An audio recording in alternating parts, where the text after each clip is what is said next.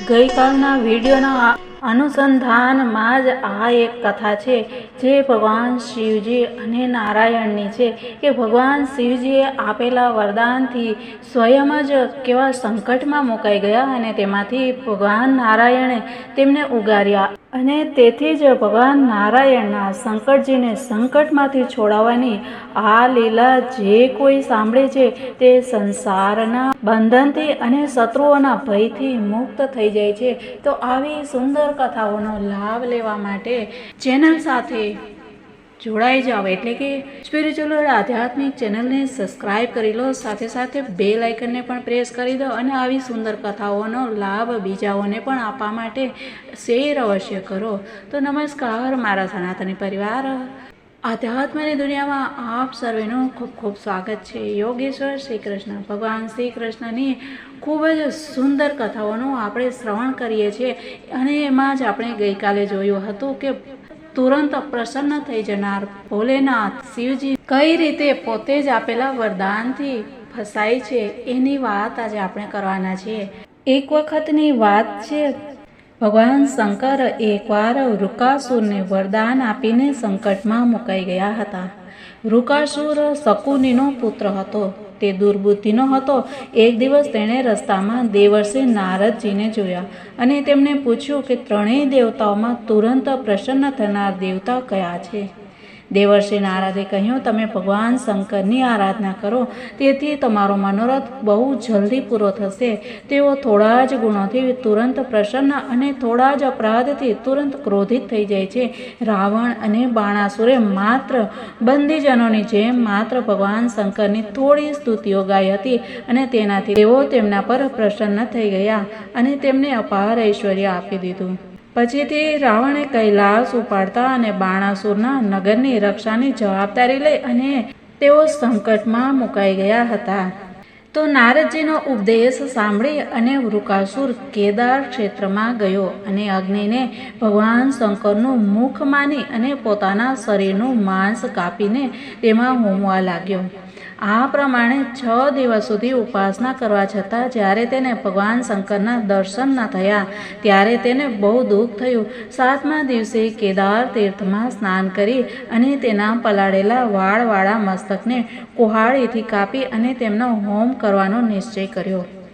જેમ જગતમાં કોઈ દુઃખવશ આત્મહત્યા કરવા જાય છે તો આપણે કરુણાવશ તેને બચાવી લઈએ છીએ, તે જ પ્રમાણે પરમ દયાળુ ભગવાન શંકરે અગ્નિકુંડમાંથી અગ્નિદેવની જેમ પ્રગટ થઈ પોતાના 2 હાથથી વૃકાસુરના બંને હાથ પકડી લીધા અને વૃકાસુરને આત્મઘાત કરતા પહેલા જ રોકી લીધો। તેમનો સ્પર્શ થતાં જ વૃકાસુરનું અંગ પૂર્વવત પૂર્ણ બની ગયું। ભગવાન શંકરે વૃકાસુરને કહ્યું, પ્રિય વૃકાસુર, બસ બસ બહુ થયું, હું તને વરદાન આપવા ઈચ્છું છું, તું જે જોઈએ તે માગી લે। હું તો મારા શરણાગત ભક્તો પર માત્ર જલ ચડાવવાથી જ સંતુષ્ટ થઈ જાઉં છું, તું વ્યર્થ પોતાના શરીરને કેમ કષ્ટ આપી રહ્યો છે? અત્યંત પાપી વૃકાસુરે સમસ્ત પ્રાણીઓના ભયભીત કરવાનું વરદાન માગી લીધું કે હું જેના માથા પર હાથ મૂકું તે મરી જાય। તેની આવી માગણી સાંભળી ભગવાન રુદ્ર પહેલાં તો કંઈક વિચારમાં પડી ગયા, પછી હસીને કહ્યું કે સારું, એવું જ થશે। આવું વરદાન આપી અને તેમણે જાણે સાપને અમૃત પાઈ દીધું। ભગવાન શંકરે આ પ્રમાણે કહી દીધા પછી વૃકાસુરના મનમાં એવી લાલચ થઈ ગઈ કે હું પાર્વતીજીને જ હરી લાવું। અંતે તે અસુર જાતિનો એટલે તે અસુરે શંકરજીના વરદાનની પરીક્ષા કરવા તેમના જ મસ્તક પર હાથ મૂકવાનો પ્રયત્ન કરવા લાગ્યો। હવે તો શંકરજી પોતે આપેલા વરદાનથી જ ભયભીત થઈ ગયા। વૃકાસુરે શંકરજીનો પીછો કર્યો અને તેઓ તેનાથી ભયભીત થઈ અને ભાગવા લાગ્યા। તેઓ પૃથ્વી, સ્વર્ગ અને દિશાઓના અંત સુધી દોડ્યા, છતાં તેને પાછળ આવતો જોઈ અને ઉત્તર દિશા તરફ ગયા। મોટા મોટા દેવતાઓ આ સંકટને ટાળવાનો કોઈ ઉપાય ન જોતા મૌન રહી ગયા।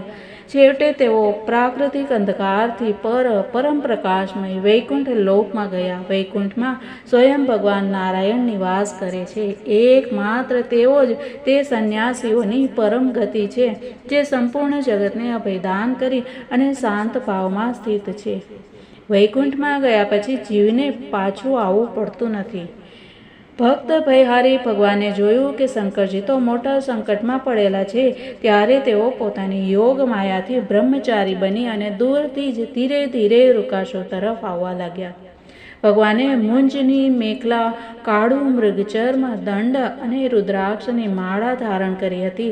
તેમના એક એક અંગથી દિવ્ય પ્રકાશ ફેલાઈ રહ્યો હતો. તે બટુકે હાથમાં દર્ભ રાખી અને વિનયની પેઠે વંદન કરી અને રૂકાસુરને પૂછ્યું, શકુની નંદન રૂકાસુરજી, તમે સ્પષ્ટ રૂપે બહુ થાકેલા લાગો છો.